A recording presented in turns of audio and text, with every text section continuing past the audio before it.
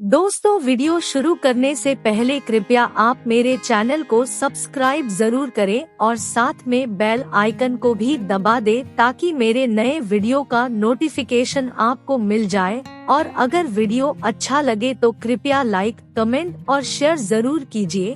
अब देर न करते हुए आज की साखी शुरू करते हैं। एक बार गुरु नानक देव जी और भाई मर्दाना लोगों का उद्धार करते करते एक नगर में जा पहुँचे।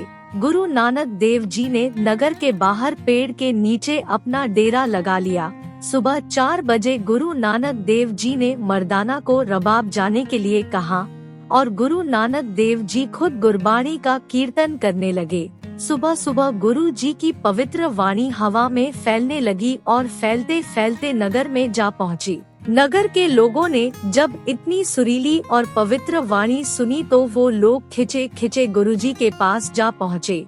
जब लोगों ने गुरु नानक देव जी के नूरानी रूप को देखा तो वहीं पर बैठ गए और गुरु जी का कीर्तन सुनने लगे। धीरे धीरे गुरु नानक देव जी की ख्याति चारों तरफ फैलने लगी। लोग अपनी परेशानियां लेकर गुरुजी के पास आने लगे।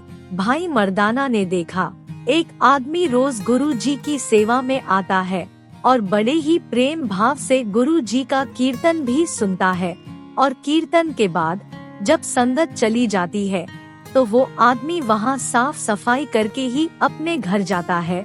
भाई मर्दाना ने गुरु जी को इसके बारे में बताया। अगले दिन जब वो आदमी वापस जाने लगा तो गुरुजी ने उसको रोक लिया और उससे पूछा, तुम कौन हो और क्या करते हो? उस आदमी ने जवाब दिया, गुरुजी मैं इसी नगर में रहता हूँ। मैं बहुत ही गरीब हूँ। मेरी छोटी सी दुकान है। लाख कोशिश करने के बाद भी मेरा गुजारा नहीं होता। कृपया आप मेरे लिए कुछ करें। गुरु नानक देव जी ने उस आदमी को अगले दिन आने के लिए कहा। अगले दिन वो आदमी आया और उसने गुरु जी का कीर्तन सुना। कीर्तन के बाद गुरु नानक देव जी ने उसे अपने पास बुलाया और कहा, मेरे पास पारस है, मैं तुम्हें 3 महीने के लिए देता हूँ। इतने समय में तुम जितना चाहो सोना बना लेना। हम लोग अभी आगे जा रहे हैं, 3 महीने बाद वापस आएंगे और वापस जाते हुए तुमसे पारस ले जाएंगे। गुरु नानक देव जी तो उसके ऊपर कृपा करके चले गए, लेकिन जीव के अपने भाग्य भी कुछ होते हैं।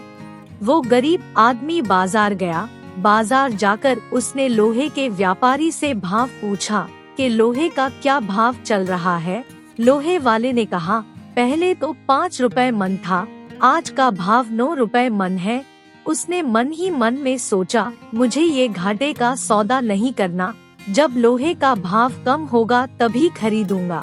उस मूर्ख को ये नहीं पता था कि 1 मन सोने का कितना रुपया होता है, लेकिन सबकी अपनी अपनी किस्मत होती है। वो आदमी घर लौट आया। दूसरे महीने वो फिर बाजार गया। बाजार में जाकर उसने लोहे का भाव पूछा। दुकानदार ने बताया कि आज का भाव तो 18 रुपए मन है। उसने कहा, मैं अपना नुकसान नहीं कर सकता। जब लोहे का भाव 5 रुपए होगा तब खरीदूंगा। ये सोचकर वो वापस अपने घर चला गया।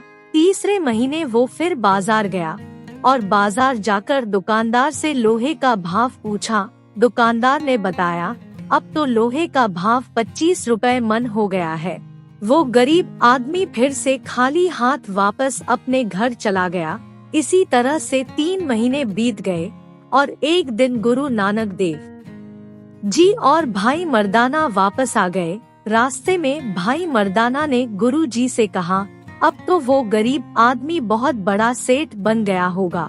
उसने तो अब बड़े बड़े महल भी बना लिए होंगे। गुरु नानक देव जी भाई मर्दाना की बात सुनकर हल्का सा मुस्कुरा दिए और उन्होंने मर्दाना को कहा, मर्दाना सबकी अपनी अपनी किस्मत होती है।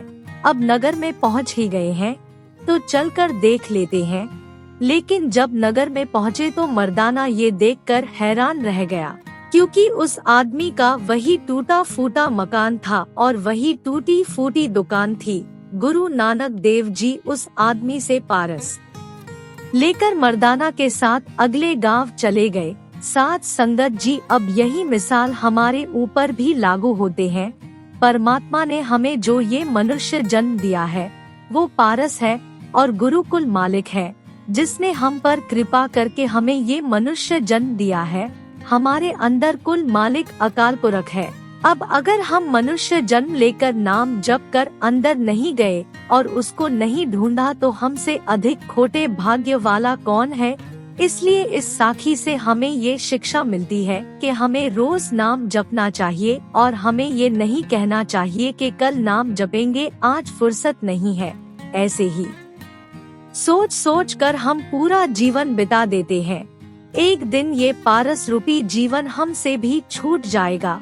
हमारे पास भी सिवाय पछतावे के कुछ नहीं बचेगा। इसलिए आज हमारे पास समय है कि हम अपना एक श्वास सोने का कर ले, वाहेगुरु नाम जप कर। वाहेगुरु जी का खालसा, वाहेगुरु जी की फतेह। साथ संगत जी, अगर आपको ये साखी अच्छी लगे तो कृपया शेयर, लाइक और कमेंट जरूर करें। आपके प्यार और स्नेह के लिए बहुत बहुत धन्यवाद।